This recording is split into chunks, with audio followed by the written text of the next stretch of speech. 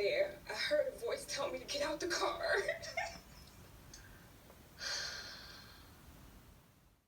Welcome back. Welcome to my channel and welcome to my ladder life. Welcome to a very serious conversation about listening to our gut feelings, intuition, or what I call the Holy Spirit. Have you ever heard a voice? A clear and audible voice telling you to do something or don't do something, go a different direction, or don't go today, or stop, or you had an odd feeling, or you sensed something. Some call it intuition, others call it a gut feeling. I call it a Holy Spirit. The Holy Spirit.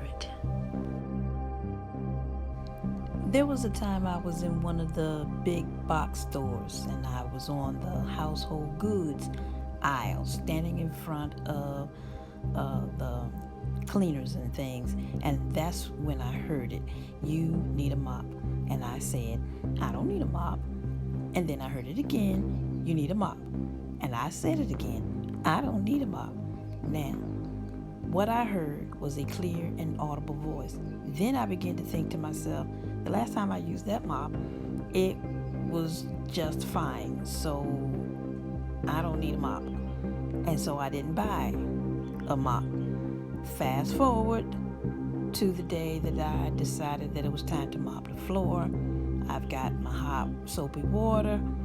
I grabbed the mop, put the mop in the mop water, dip it a few times, dip, and I pull out the mop, and all I have in my hand is the mop handle, because the rest of the mop had disintegrated in the bucket.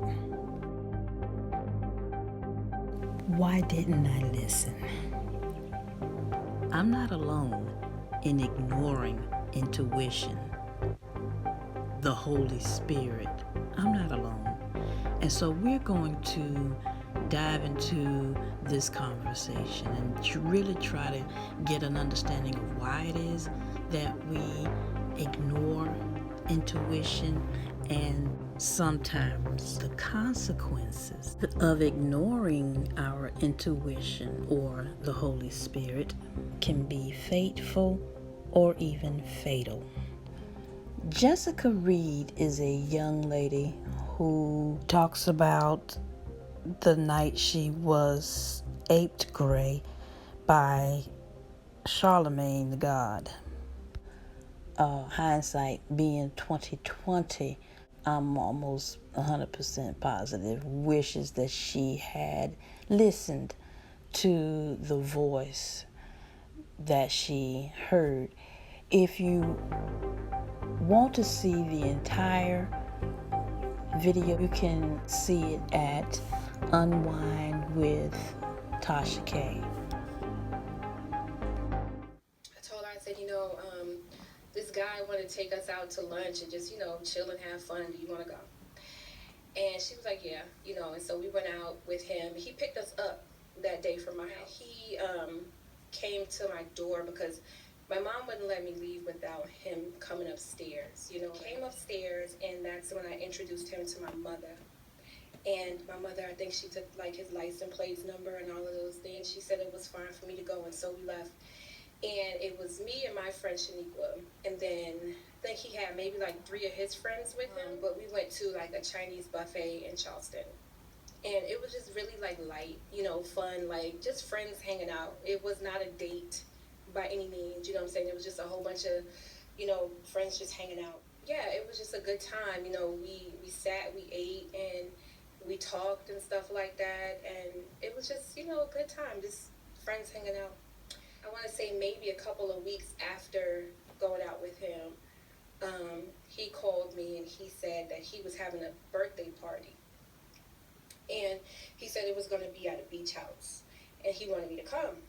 And initially I said no. Sometimes the information or warnings come to us like dots in a connect the dot kind of way, where if we stop and begin to connect the dots, an image will emerge. Okay. Because I don't know, I can't even tell you why. I just didn't want to go. And he started saying, well, you're like my little sister. You got to come. It's my birthday party. It's going to be fun. We're going to have food, have music. We're going to be on the beach, and it's going to be a really good time. I eventually gave in and told him that I would go and that I would bring Shaniqua with me because I didn't want to go by myself. Shaniqua was supposed to go with me, but I think she ended up going to her grandmother's house and she wasn't around, and I asked Malika to go with me. And Malika is my brother's ex-fiance. They also have children together.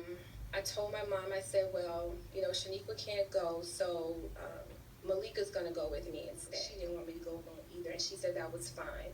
Because Malika, I think she was 18 at the time. She was supposed to look out for me or whatever. Yeah, Malika ended up going with me. But before the day of the incident, we talked to my brother about it, and he told us he didn't want us to go. Alarm number 2. Boyfriend, my brother.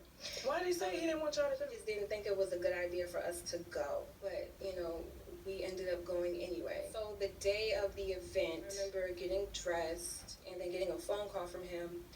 And he said that he was on his way to pick up me and Malika. I got another phone call from him, and he said that they were downstairs. So he wasn't there.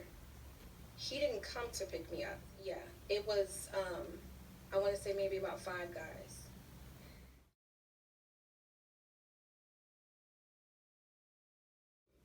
They were all, I guess, his friends, and then a cousin of his. Told my mom, I said, okay, I'm leaving. Went downstairs, and it was a sports car. Cousin was driving a sports car. I think like maybe 4 guys in a Denali. The Denali was parked in the parking spot, and then the sports car was behind the Denali. I remember getting inside of the car and thinking to myself, okay, it's a lot of guys here. Just like feeling very, very uncomfortable. I sat in the car, and we sat there for like maybe a couple of minutes. We didn't pull off right away. And I just remember feeling like really, really anxious. And I kept thinking to myself, it's just like way too many guys here. I just was not comfortable. And I leaned over to Malika and I told her, I said, Malika, there's a lot of guys in here. And she bent down because I guess she couldn't hear me. And I told her, I said, it's a lot of guys in here. Mm-hmm. And she just shrugged her shoulders and just kind of like, was like, whatever. I guess it didn't bother her. But we were sitting there, I'm telling you, as we sat there, this is no lie, as we sat there, I heard a voice tell me to get out the car. Get out the car? And I was so scared because nothing like that had ever happened to me before. And I sat there. And a voice told me, it said, Jessica, don't go. And so for a long time, I blamed myself. I was like, why didn't I listen? Why didn't I just get out the car? Why don't we listen? Why do we ignore it? Well, there are reasons why. And I can tell you why I ignored it. Listen to my tone. I don't need a mop. I don't need a mop. I am saying to what I now know I believe to be the Holy Spirit. I'm saying to the Holy Spirit, you don't know what you're talking about. I know better. Daughter said it this way. We are being told about something that we have no way of knowing.